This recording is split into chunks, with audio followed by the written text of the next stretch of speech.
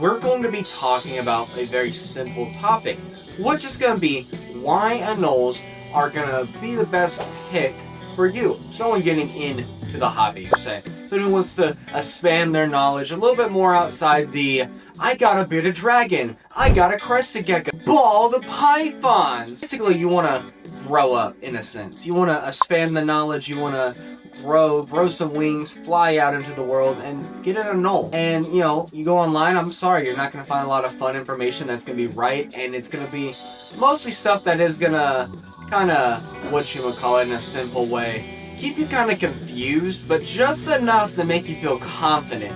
In this video, we're going to be yapping, essentially, about topics that you don't really hear so much about in depth. Kind of just give you a real world preview of what your life will be if you get anoles. Now, it's safe to say that if you clicked on a video like this, you have some sort of basic knowledge about anoles, right?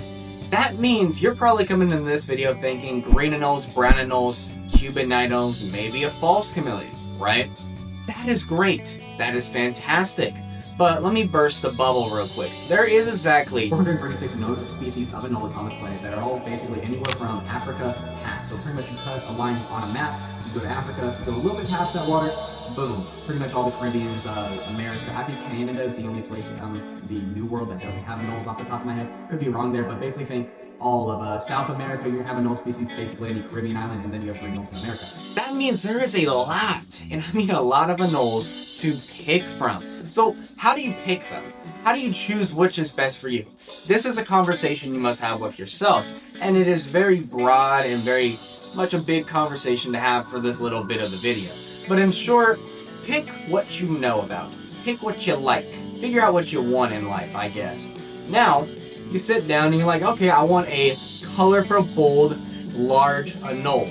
Anoles luteoglaris, Anoles equestrius podio, or Anoles smallwoodii. I don't know. They're large, but I wouldn't call them large when I'm looking at them. You know what I mean? But yeah, that would fit that criteria. Say you want something that's very big on mimicry, you know, trying to look like plants or sticks. You have twig anoles, you have Cuban false chameleons, you have Anoles bombyces. That one's a little harder to get, but it's possible. Now that you've got that figured out, let's just say you have to do the research. How do you do the research for a species that you can't really find information about?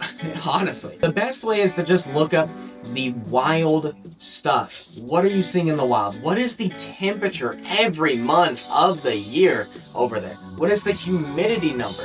You know, we always like to talk, oh my god, guys, there's no information on this species. We have weather reports, guys. Now, some of this isn't always going to be best information or accurate because specific parts of the area might not be recorded, but you get really close. But yeah, you know, that is the best way to start. Figure out what kind of anole you want, you'll shorten your list a lot, and then figure out the best way to research.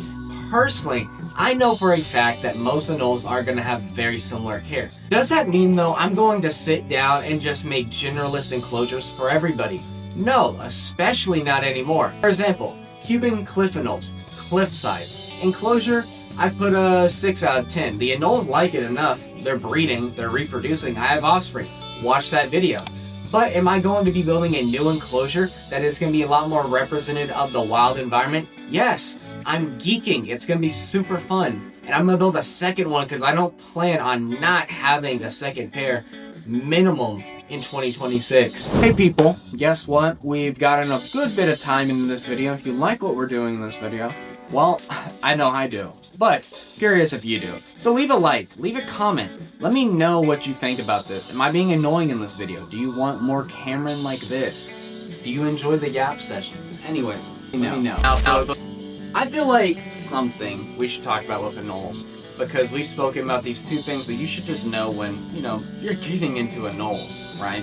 Is this, which is lifespan, health and lifespan essentially. How to get them to live this long and how long do they actually live. Now, you got yourself a crown giant, something like Anoles luteoglaris or blue dinosaurs, about 20 years you should expect. Good animal, they could live into 20 years very easily if you do everything right. Well, if you're working with something like the Cuban cliff anole, most of them will end up living to about 13, 15 years old. I do know of a 17-year-old one It's not that pretty though, I won't lie, but it's something to keep in mind. Now, some of y'all, that information may be a little interesting, because if you go online, most of this stuff is gonna say, anoles, they only live like 3-6 years. And that's because you're dealing with mostly green and brown anoles, which, let's be honest, they're all wild caught. Wild caught animals have a whole bunch of these like stress problems, not a guaranteed meal every day, not guaranteed for water, not guaranteed just good conditions, honestly. And now you're taking that animal, you're putting it in the pet trade. So, you get yourself a captive bred animal, you do all the right stuff, you could expect, honestly, 13, 15 years, and that is a fun thing to know. Now, how do you get them to live that long? That's a good question if you ask me. Which is very simple. Stress. Stress will be the biggest problem with your anole lifespan. Now, anoles are great animals, they're great display pets, and that's awesome. Many species can and will come out and tolerate human interaction if you do the right steps. Now, you know, for people watching my videos, you'll see typically videos of me holding my anoles. Does this mean I come to their enclosure every day and like, oh my god, I have a lizard. Ooh, lizards! And then I just pull them out of the enclosure every day, call it a day, and I'm like, I have a lizard. No, I don't. I typically only really tolerate handling with my anoles like maybe once a month. Not, you know, all species, but here and there I'll maybe pull out a super worm or a roach and I'll have the lutes walk on my arm. The only one I'll consistently do anything with are my false chameleons, and they're the best candidate for that. That's normally because I'm looking at them and I'm trying to just, you know, look at them, honestly. Yeah. But with anoles, you want to just give them their own time, give them their space.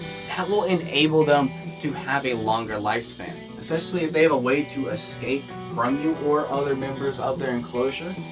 Yeah, pretty good stuff if you ask me. But anyways, in this video, I felt like we did a great job talking about topics that you just should know about when you're trying to get into the anole world, because they're not often talked about. You don't find a lot of this information just online, but you're getting a anole keeper, an anole breeder, telling you how it is, telling you what you should know.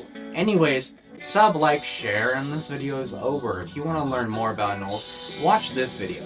That video will be talking about products you should have if you're getting an anole.